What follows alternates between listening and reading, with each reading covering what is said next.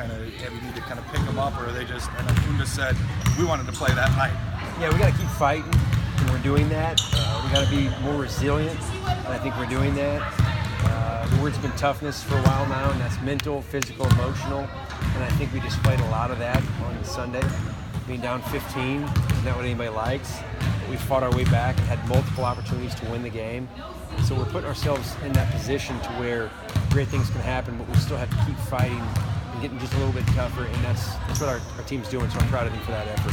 What was the message to the team after that game? Because the previous two, you guys kind of stumbled to the finish line there. What was the message to the team after that Ole Miss game? You know, it's a tale of two games. One game, you start off better in the first half, second half not so much, flip it the other game, and so it's just a matter of putting it together for 40 minutes and fighting the whole time and not just waiting till we feel good.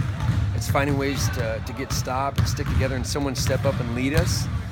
That's just one thing that we struggle with sometimes is everybody looks to each other and waits for someone else to kind of take charge. And we need somebody to step up earlier and take the team on their shoulders, whether it be vocally, whether it be just through doing it on the court, but just echoing that sentiment that we need to fight earlier and we need to fight longer.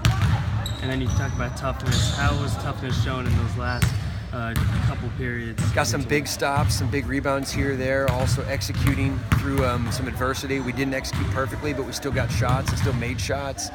Playing through mistakes, had a couple missed shots. We got a big offensive rebound putback by Drea to put it into overtime. So just playing through the adversity and playing next play, and that's one thing we focused on a lot this year, and it's taken us some time to get there, but I think we did show that. Coach, another new player, new transfer, D. We have another D, another 0. Can you make it any more confusing for us? You can't have any more Ds right now between Danielle, Drea, Delisha. I think that's it. Excited to have Danielle here.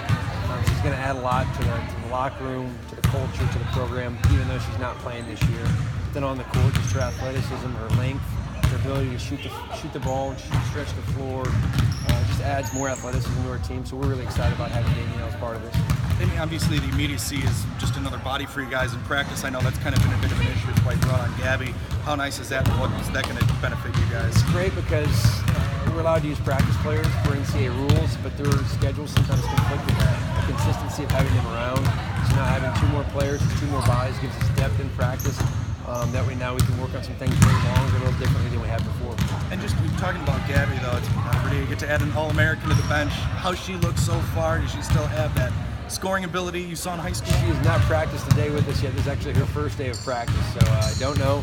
Not sure if she can dribble and shoot gun right now because it's been a couple years since she played. I think she can, but just excited about adding her energy and just who she is as a person. You know, she's a winner on the field and a competitor, so I think that's going to add to our culture as well that we're excited about.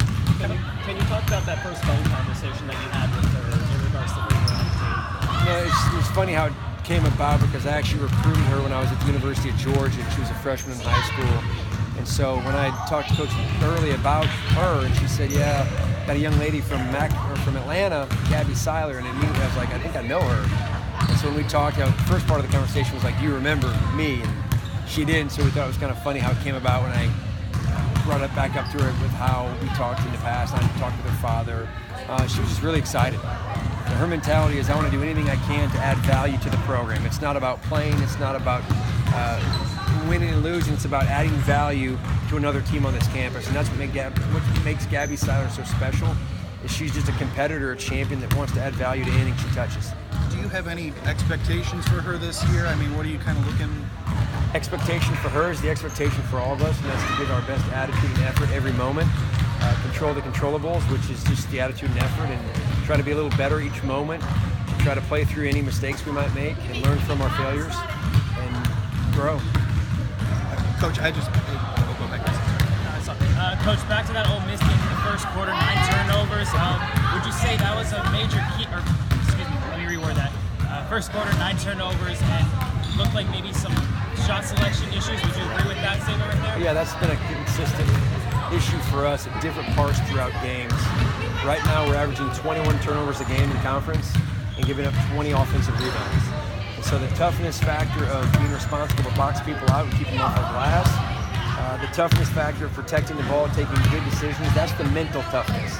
When teams want to speed us up, making the right decision, whether it be to pass the ball, whether it be to slow down and run something, whether it be to take a good shot, give up a good one for a great one.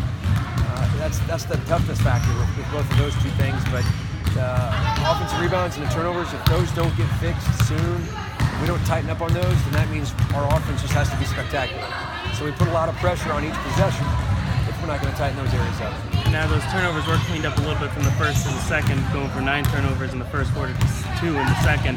What was kind of the immediate change there that kind of cut those down? I think we slowed down a little bit when we recognized what they were trying to do.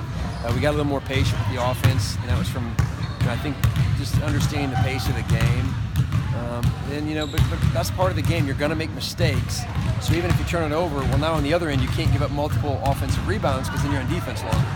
So we had moments where we played through the mistakes, but then we had other moments where maybe we hung our head, didn't get back as much, or as fast as we should have. So that's just part of it where we have to keep improving in those areas. And what have you seen from Kentucky so far? Kentucky's tough. They got a leading scorer in Macy Morris, who's a gritty, prolific scorer from deep outside the three-point line to putting the ball on the floor, scoring with contact at the rim. They got some forwards inside that are really athletic and strong, aggressive with their touches, ability to stretch the floor. And they're similar to us right now. They're kind of in a rut. So it's two teams that are desperate for a win right now. Coach Mitchell's done a heck of a job there in his tenure, and they're going to be ready to fight. They're going to come in here looking for a win. Coach, you got a couple of girls locally, Ocala, that came together. What do you see about both of them, and kind of, I guess, how beneficial is it to have two local ladies coming together, kind of the package deal, really? Yeah, with them right now, it's just their attitude and effort, consistency in practice. They've done a good job pushing other people right now to get better.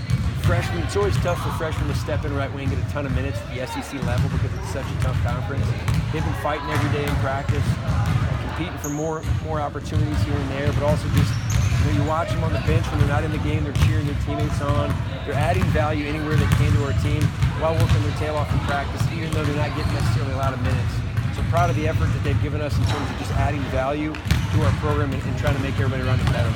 Is it kind of beneficial to the program to kind of have a local flavor, I guess, on the team? I mean, there's nothing better than having Florida kids at the University of Florida.